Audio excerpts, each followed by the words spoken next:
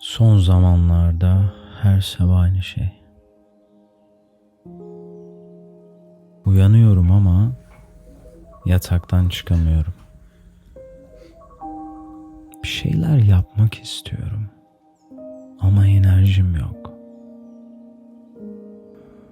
Ne yapacağımı bilmiyorum. Kaybolmuş gibiyim. Motivasyonum yok. Motivasyon. Beni yakından tanıyanlar bilir. Ben motivasyonu yüksek bir insanımdır. Bu biraz mesleğimle de alakalı. Çünkü ben uzman klinik psikolog ve bir psikolojik danışmanım. Bu kanalda psikoloji, bilim, sanat ve hayat konularında size ilham veren içerikler paylaşıyorum. Tabi arada ben de kaytarıyorum. Yataktan çıkamadığım günler oluyor veya motivasyonumu kaybettiğim zamanlar oluyor. Ama her zaman değil. Çünkü motivasyonun bir duygu olmadığını ve bir sistem olduğunu biliyorum ve onu uyguluyorum.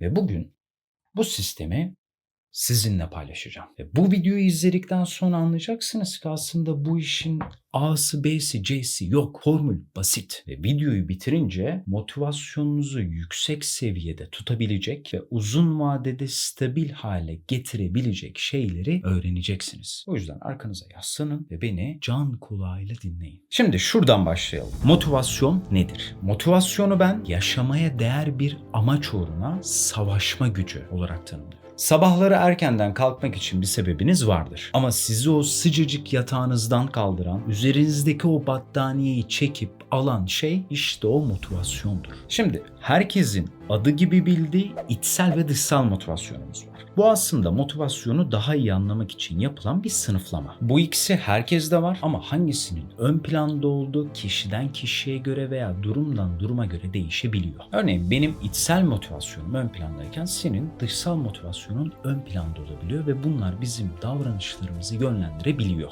Yeri gelir benim dışsal motivasyonum devredeyken senin içsel motivasyonun ön plana çıkabilir. İşte bu noktada birisi veya diğeri kötü gibi bir şey yok. Önemli olan durumun kendisi. Çünkü burada zurnanın zırt dediği bir bilgi vereceğim. Benim içsel motivasyonumla hareket etmem gerektiği noktalarda dışsal motivasyonum gelip olaya müdahale ederse zurna zırtlıyor. Şimdi bu ikisinin ne olduğunu biraz açalım ki daha iyi anlayın. İçsel motivasyon adı üstünde hareket sebebimiz içsel sebeplerdir. Keyif, merak, tatmin ya da herhangi başka kişisel ve içsel bir sebep buraya yazılabilir. Dışsal ise adı üstünde dışsal faktörlerin devrede olmasıyla kaynaklanan motivasyonel sebeplerdir. Ödüller, cezalar veya başkalarından elde edeceğimiz çıkarlar sebebiyle bizi harekete geçiren motivasyon kaynağımızdır. Örneğin balkonda vakit geçiren iki arkadaşımız var. Birinci arkadaşımız o anın keyfini çıkarmak, çayını içmek ve kitabını okuma hevesiyle balkondayken aslında içsel motivasyonu onu oraya götürmüştür.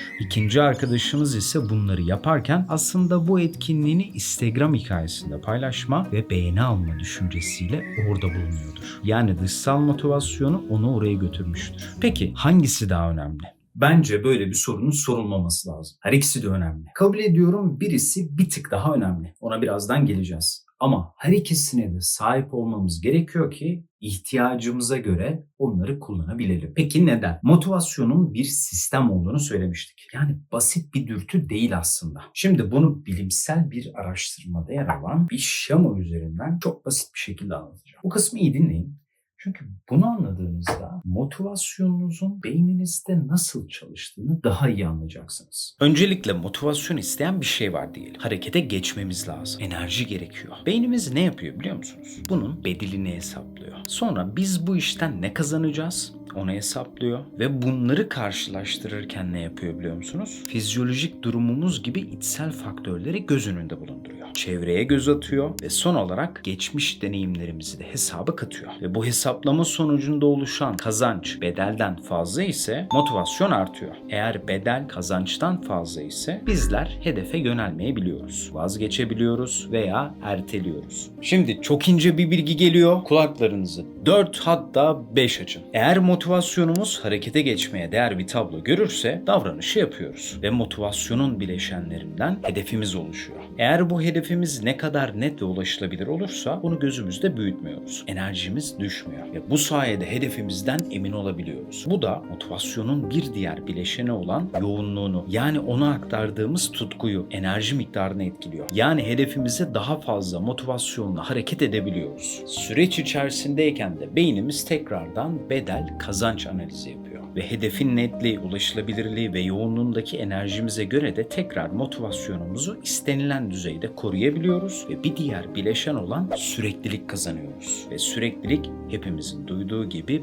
başarının önemli bir anahtarıdır. Eğer süreçte faydaları elde etmeye başlamazsak ve içsel ve dışsal motivasyonumuzla kendimizi besleyemezsek kazançlar azalıyor ve bedeller artmaya başlıyor. Bu da sürekliliği sekteye uğratıyor ve yoğunluğumuz, enerjimiz, tutkumuz azalıyor. Ve bir süre sonra da hedefimizi kaybediyoruz. Bakın bu görsel çok acayip bir şey. Hayatınızda motivasyonunuzun nasıl işlediğini anlamak istiyorsanız bunun mantığını anlayın. Şimdi biraz toparlayalım. Bu noktaya kadar işimize yarayabilecek harika şeyler öğrendik. Biliyorum kafalar şişti ama videonun bundan sonrası çok daha önemli. O yüzden dikkatli dinleyin. Şimdi bu tabloya geri dönelim. Burada göz önünde olmayan ama başrol oyuncuları olan iki etmen var. İçsel ve dışsal motivasyonumuz. Bu arkadaşlar süreci acayip etkiliyor. İçsel motivasyonumuzla harekete geçtiğimizde ödenen bedelleri kazançlar açısından daha düşük algılama eğiliminde oluyoruz. Çünkü yaptığımız işi zaten sevdiğimiz için ödüle veya dışsal geri dönüte ihtiyaç duymadan devam edebiliyoruz. Çünkü tatmin duygusu ön planda. Dışsal motivasyonla hareket ettiğimizde bedel kazanç hesaplamasında dışsal ödüller, tepkiler büyük rol oynadığı için eğer ödüller yüksekse ve bedeller makul düzeydeyse bizim motivasyonumuz oluşuyor. Ancak ödüller azaldığında veya bedeller arttığında motivasyon hızlı düşebiliyor. Çünkü dışsal olduğu için kontrol edemiyoruz ve sistem haliyle biraz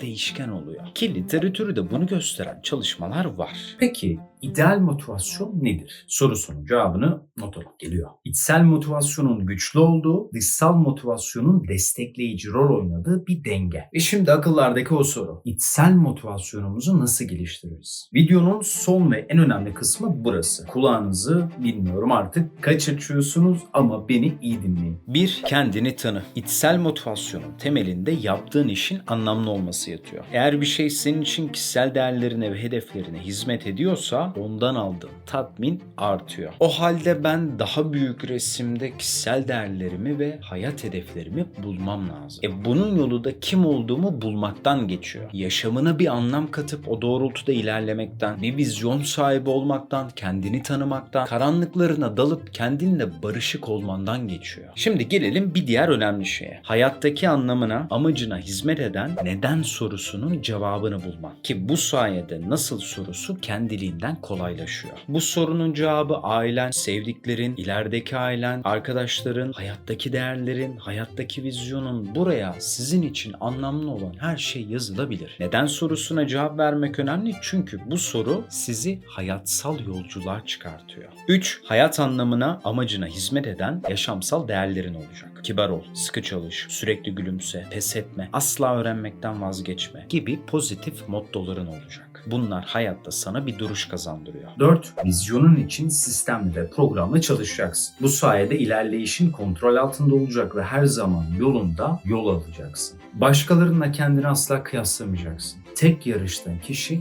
kendin olacak. Her zaman kendinin daha iyi bir versiyonunu hedefleyeceksin. 5. Hayatın bir yolculuk olduğunu her zaman kendine hatırlatacaksın. Sonuç odaklı değil, süreçteki gelişimine odaklanacaksın. İçsel tatminini sağlamaya çalışacaksın ve ona göre zamanını geçireceksin. Bu videoyu bu noktaya kadar izlediysen motivasyonun arada bir gelip giden bir duygudan ziyade inşa edilen bir sistem olduğunu anlamışsındır. O sistemini kurarsan motivasyonun seni yarı yolda bırakmaz. Yorumlara motivasyonel bir şeyler bırak. Görüşmek üzere.